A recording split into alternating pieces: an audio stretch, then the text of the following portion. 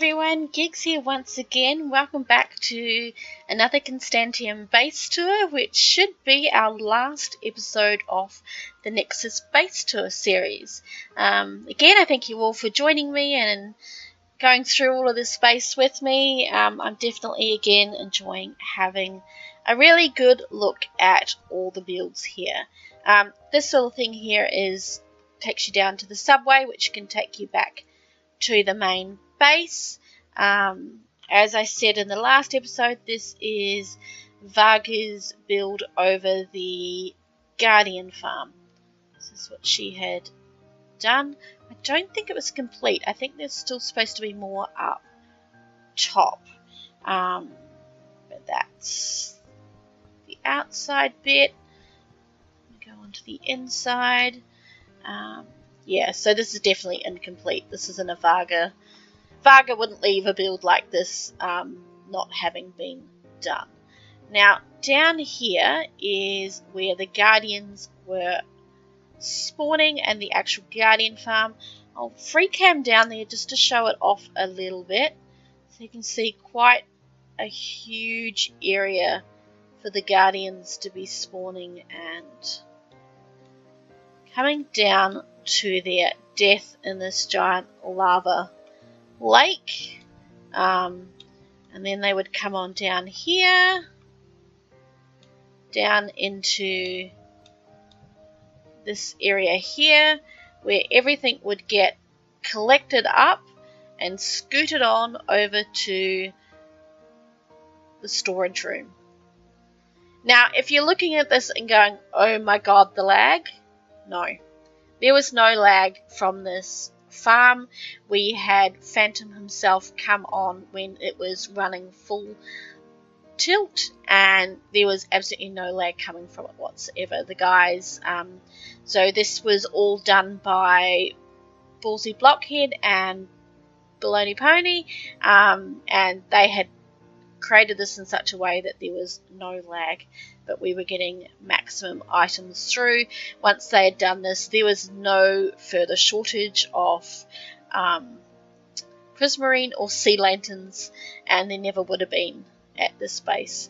It also had the functionality be turned on and off so that you didn't have to have the farm running all the time, and especially for some people, because connections could be an issue here. The pure amount of chests, all the redstone and everything here was a bit of an FPS killer.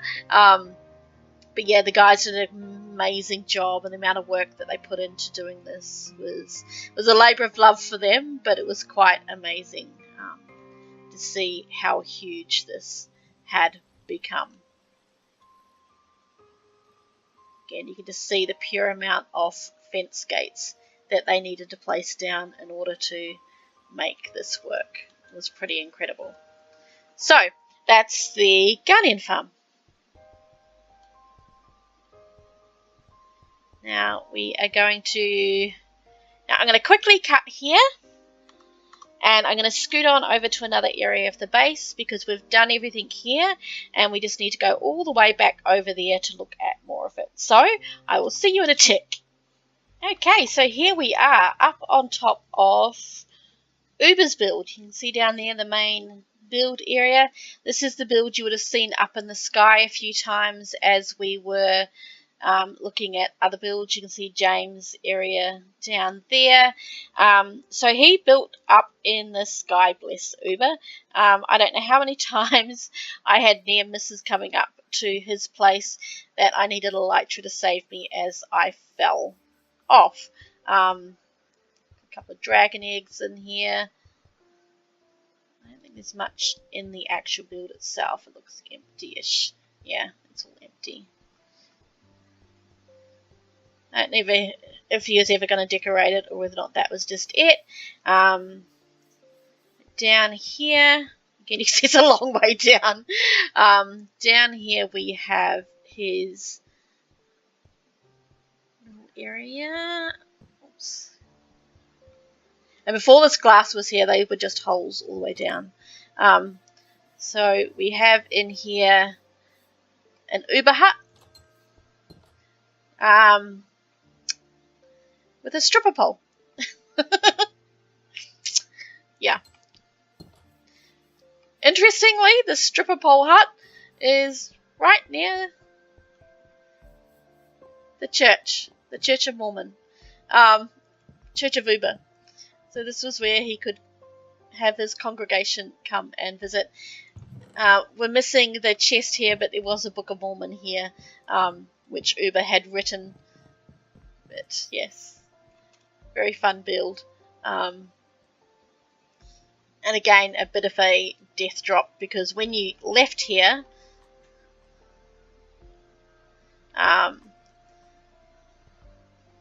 you had to come down here, and I'll scoot you on down through here. But basically, you had to come down this ladder, and the amount of times I fell off this ladder was just absolutely stupid.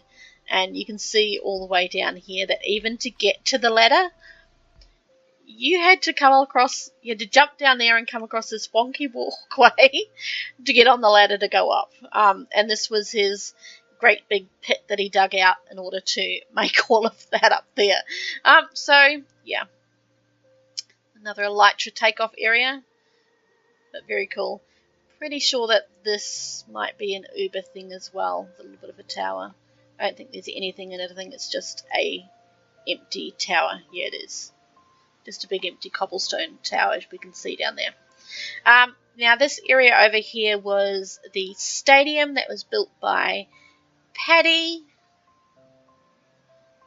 which was lots of blood spatter and skulls about the place. What do we have here? Pat's Arena. Very neat build. I love all the sort of the work that he's done around the outside, all the details.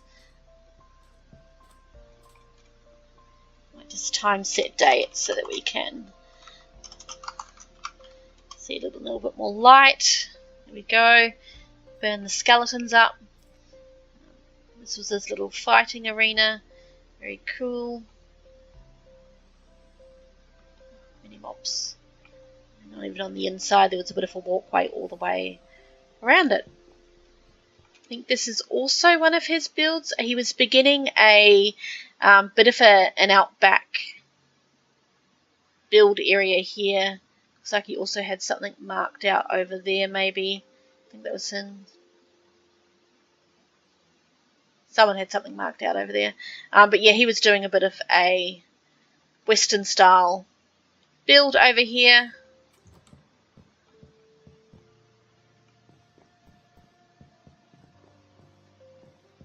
Very nice. Unfortunately, he didn't get to finish it. It would have been quite cool to see what he made of the rest of this.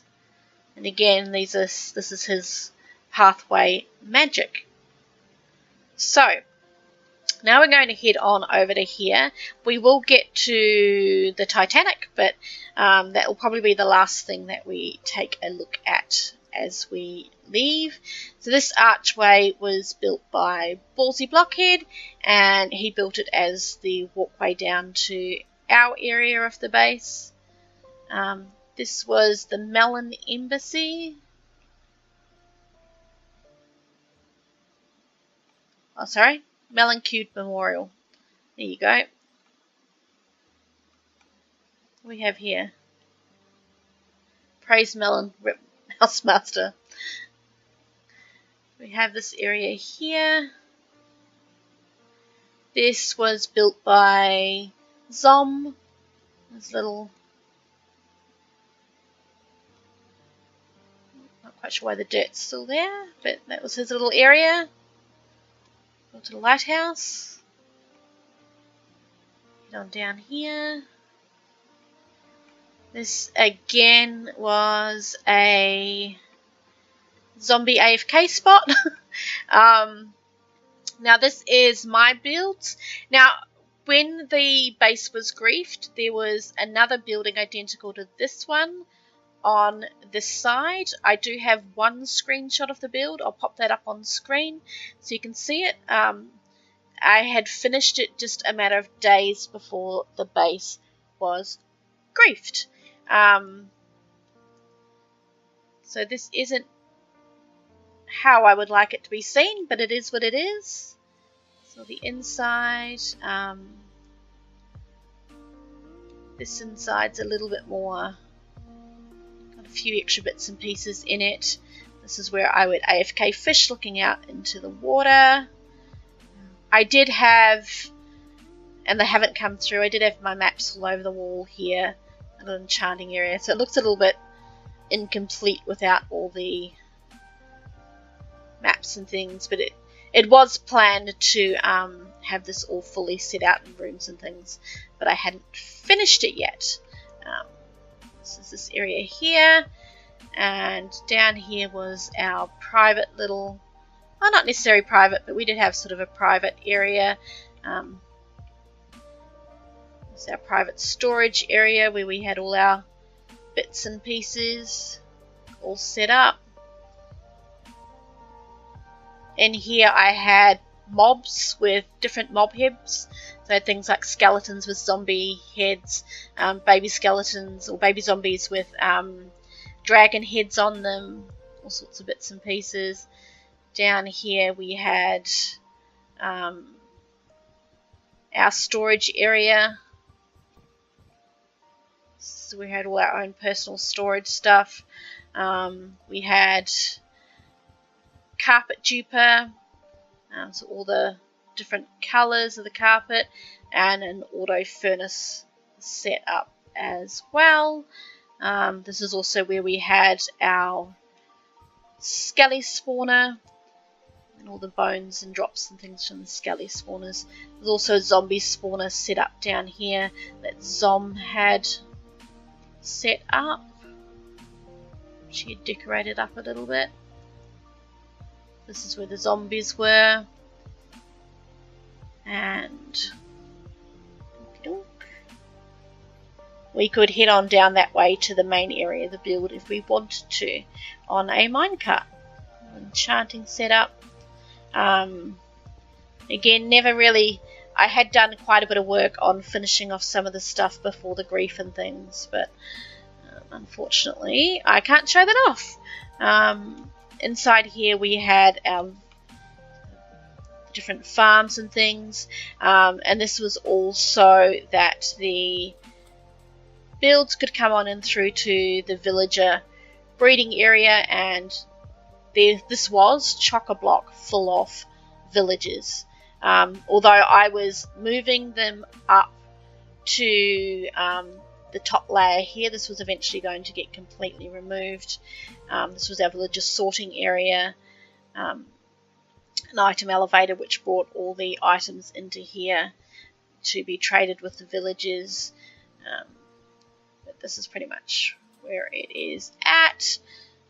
So yeah, I had started moving all the villagers up into this top area, and they were all going to be around in here so that this eventually could get taken out.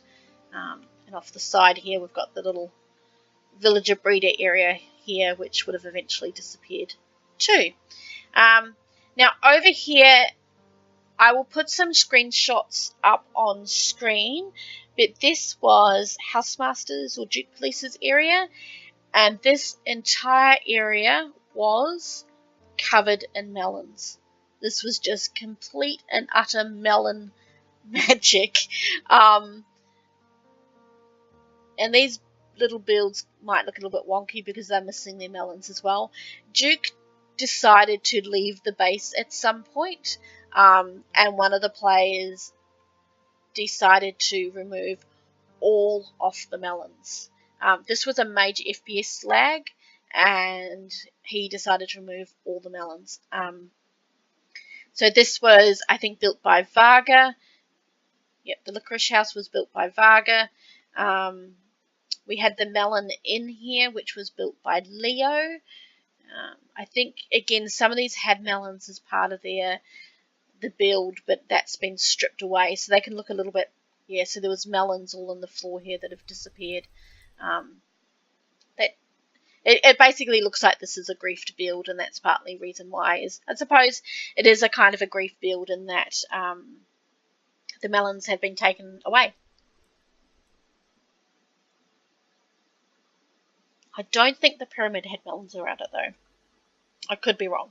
But again, I do have screenshots. I'll pop those screenshots up on screen. Couple of melon farms there, watermelon farms. And this was a melon tower again, which has had all the melons taken away from it, so you can't really see it. But hopefully I caught that in the screenshot as well. This was Ballsy's tree farm. And then we had our manual tree farm up here.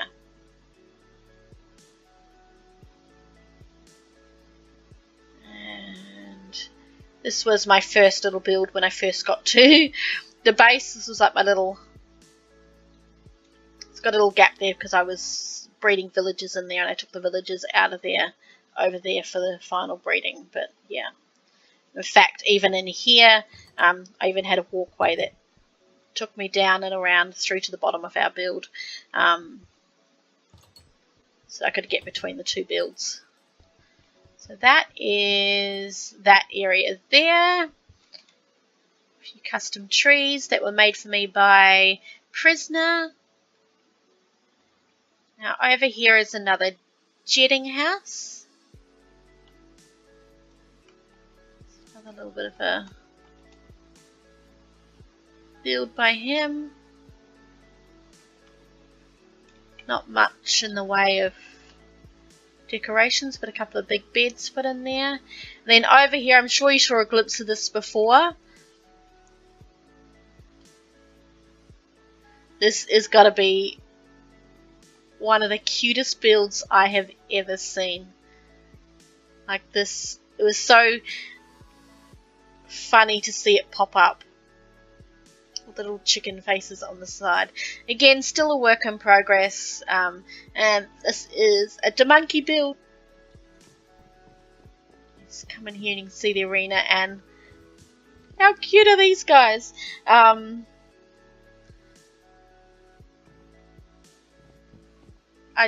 Yeah, they're gorgeous. So this is the chicken god's temple. I just think it's amazing.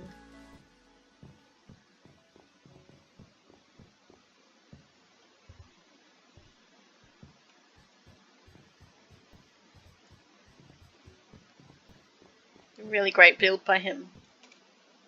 And obviously it was going to be a lot bigger. You can see that he had plans to make it so much bigger. And set day. There we go. So that is just huge. Even there, all the details up here. Pretty amazing. An ambitious project. Shame we didn't get to see it completed. Okay, so that just leaves us with the Titanic.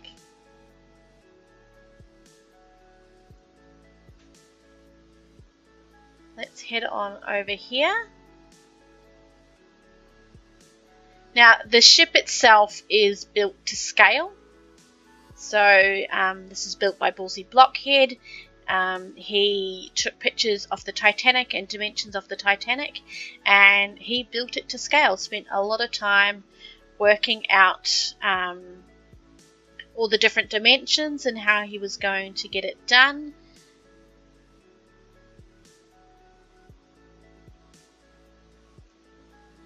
Big Nexus sign there. Even included a little bit of a entranceway for all the passengers to come on through. So they could come on in here and then board the boat from here. Now on the inside there were a lot of players that contributed to the interior of the ship. Leo being probably one of the bigger contributors. This area was for where one of the royal suites was going to be that I never got a chance to complete, unfortunately. Inside of here, there's so much to be seen in here. I am feeling I'm rushing through it, but I kind of need to if I'm going to get through it all. So a lot of this is built by Leo on the inside, as I said. So we've got the dining hall. Huge undertaking to fill up this ship. This area here, which I think is the dance area.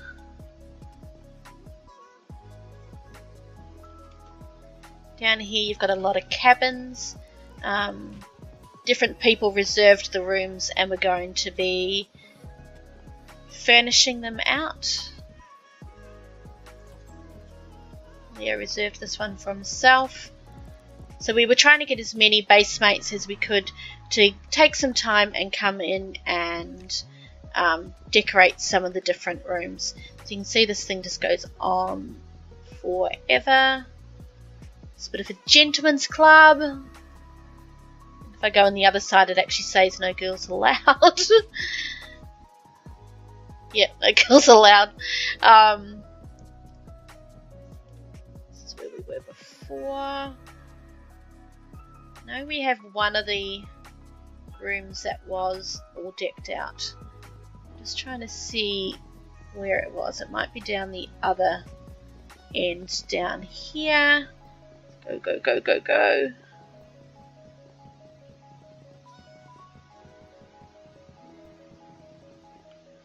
First class cabin. Patty was working on this. Still a work in progress by the looks of it.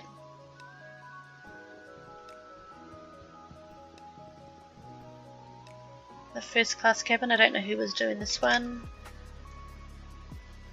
This one's got melon floors, so does that mean Duke was doing this one? Yes, housemaster. Dmonki was going to be doing this one.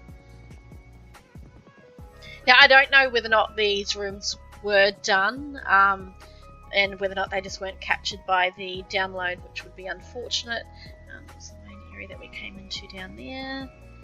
And this is one of the rooms that was completed. This was Varga, but I think she may have gotten help from one of the boys as well. It's very pretty. Quite sure why we have a custom tree on a ship, but this is the Titanic. You can have whatever you want. And a beautiful bedroom down here, and a really cute bathroom. I love what she's done with this area here. It's really cool. Very nice. Very fitting for a first class suite on the Titanic. Great job, Varga. But even all of these portholes were all done according to scale. The interior, however, though, wasn't done to scale. Like, that isn't a scale portion of the ship at all. It was just an open area that was then... This is going to be a swimming pool. Yeah, so it was just an empty space that was getting filled up. What do we have down here? See, going to be the engine rooms, I think. Oh no, third class cabins. These were just going to be the smaller basic cabins. Down on the same level as the engine room.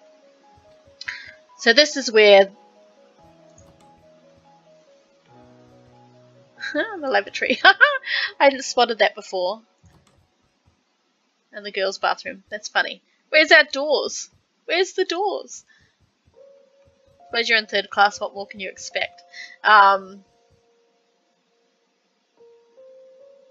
class dining hall. Yep. Not quite as flash as first class dining area. It's just an empty room. This might have been where they were going to put all the engines and bits and pieces. So, very cool. Very cool.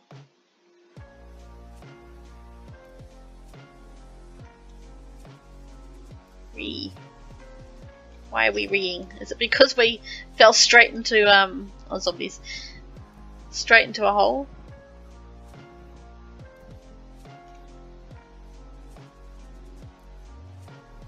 So much So many hours of work was put into this bit of a bar area. So many hours in order to get this ship to where it was. And again, it was still being worked on. It hadn't been completed. It was definitely a labour of love. It's a shame we never got to finish it. This was one of the first builds that was griefed, unfortunately. As you can see, there's an awful lot of quartz here, but there's an awful lot of wood, and the outside is all wool, so it was an easy grief for the griefers to do. But definitely a magnificent build, and one of the highlights of the base. So with that, I think I have covered off everything for any of my base mates. For any part of the base that I may have missed, I apologise. But loved basing with you, loved continuing to have the friendships I have out of the people that I met through this space, and thank you all so much for joining me on this epic base tour that has taken many episodes and a lot of time to get through. But I hope you have enjoyed this as much as I have, and you have a wonderful day.